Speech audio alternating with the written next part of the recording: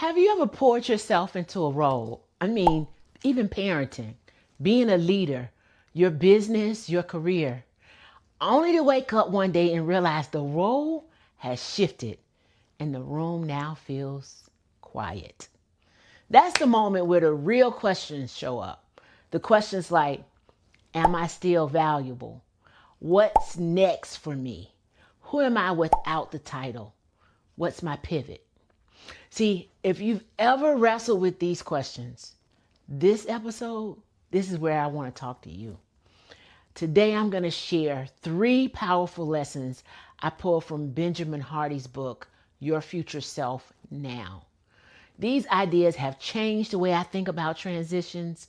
They've shaped the way I coach my clients, and they'll give you practical steps to create a future that's not only successful, but joyful. So let's get into it.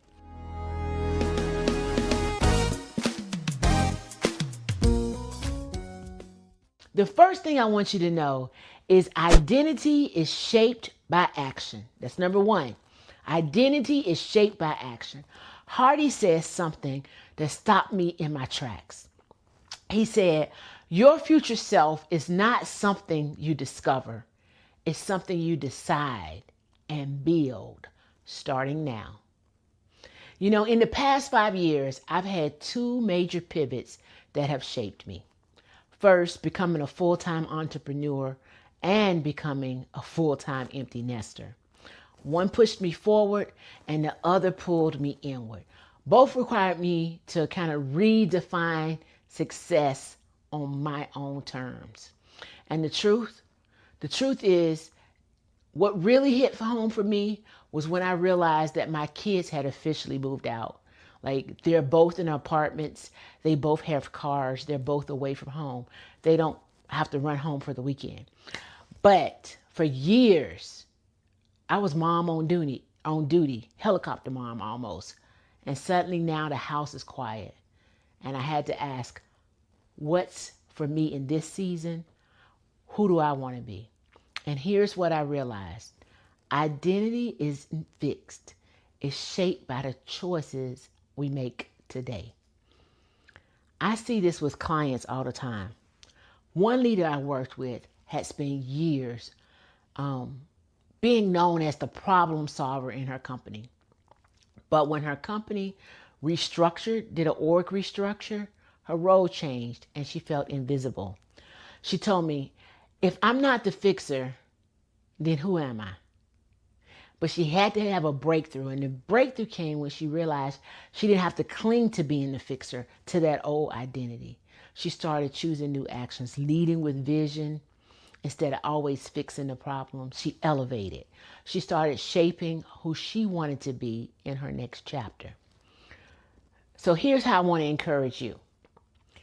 If you're in a transition, you don't have to wait for clarity to fall from the sky. Mostly because it's not going to.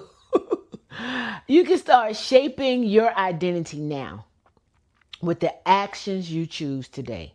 That brings us to point number 2, which is small daily choices. Small daily choices compound over time. Hardy says, every decision you make is a vote for the person you want to become. Now think about that. Every yes, every no, every pause, they're not random. They're votes. And the person you are today is simply casting your vote for who you want to be tomorrow. The results of the election are all the votes collected over time. That's why I love an exercise that I do with my client. It's called work wins versus life wins. So I want you to grab a piece of paper and make 2 columns. Write down your recent work wins on one side and your life wins on the other side. And here's what usually happens. One column is overflowing and the other one, not so much. I had another client who did this and realized that her work wins were endless. I mean, budgets balanced, projects launched, goal hits, great employees hired. But her life, the wins, like I said, Not so much. She felt like she was close to empty. She hadn't made time for her own joy, for relationships, or for herself. But seeing it written down was like a wake-up call. So I really want you to do that. Because she didn't just like fix the problem overnight. She didn't fix it by overhauling her life. She started with one small choice, and that was protecting a weekly joy moment on her calendar. Some weeks it was scheduling time for coffee with a friend. Other weeks it was a quiet hour with her journal. It's reading a good book, small but consistent. And here's what happened. Those choices compounded. She became more energized, more present, and even her team noticed the difference. Everybody noticed the difference when you take care of you. I've experienced the same thing myself. In 2020, after a long career in public education, I made the decision to step fully into entrepreneurship, partially because of health, partially just a plethora of reasons. But it was one great leap. It was hundreds of daily choices. I had to retool myself, first by earning my ICF coaching credential. I had to go back and study small business strategies. I had to choose how to learn and choose how to run an online business because this was 2020. So the whole world is pivoting from the pandemic. I needed to be on the online space. And at those times, these choices, they really felt like survival. But looking back, those were the votes that I was casting for today. And research backs this up too. There's a Deloitte study that found that 77% of professionals have experienced burnout in their current jobs, largely because they chase external wins without balancing the personal wins. See, burnout doesn't happen overnight. It's a compound effect of small draining choices. But the same way freedom comes from small intentional choices. So you can decide to be intentional or fall into it, right? So here's the question. What's the small choice you can make this week, repeated over time, that can compound into the freedom that you want, the future that you want? So part 3 is the future vision drives present clarity. The book says, clarity about your future self sharpens your choices today. So get a vision of who you are, who you've always wanted to be, right? This is where transitions can be powerful. Because when a role shifts, you're not just losing something, you're gaining space. Space to define who you want to become. When I first stepped into my empty nest season, I had a choice. I could treat the quiet space like it was a loss, or I could treat it as space to ask, who is this woman I want to be in the next chapter? How do I want to use this time? And as I've watched clients have the same realization, one woman I coached wanted to move into an executive leadership role, but kept hesitating. She was afraid of stepping up. Once she got clear on her future vision, how her future self would speak, lead, and protect her time, her decisions today suddenly became easier, right? She started showing up like a leader. She started showing up like a boss chick. And then opportunities followed. And this isn't just a feel-good talk. No. I'm not doing that at all. It might sound like how to get yourself better, but research supports this. There's a Cornell study that found that people who can vividly imagine their future self are more likely to make consistent long-term decisions in the present. You ask why? Because when you see where you're going, the path gets clear. It's scriptural too. Habakkuk 2:2 tells us to write the vision and make it plain, so that we may run with it. Write the vision and make it plain so we may run with it. That's really what this conversation is about.